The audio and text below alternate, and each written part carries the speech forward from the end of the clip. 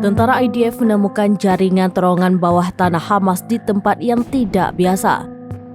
Disebutkan terowongan yang baru ditemukan berada di bawah meja kamar tidur anak. Media Israel 124 News menerima rekaman eksklusif dari militer Israel yang memperlihatkan terowongan Hamas.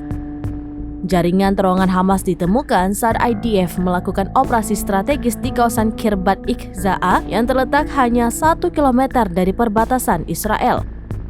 Dalam penggerebekan itu, IDF juga menemukan senjata yang disembunyikan di tempat tidur bayi. Selama operasi tersebut, tim tempur Brigade ke-5 di bawah Komando Divisi Gaza melakukan serangan presisi terhadap infrastruktur Hamas, pos peluncuran, dan fasilitas observasi. Aset militer termasuk senjata dan material ditemukan tersembunyi di dalam bangunan sipil seperti sekolah, pusat komunitas, dan gedung kota. Pengungkapan ini menyoroti urgensi dan kompleksitas misi IDF untuk membongkar kemampuan militer Hamas di Gaza. Operasi tersebut yang merupakan bagian dari inisiatif NIR dan OS yang sedang berlangsung.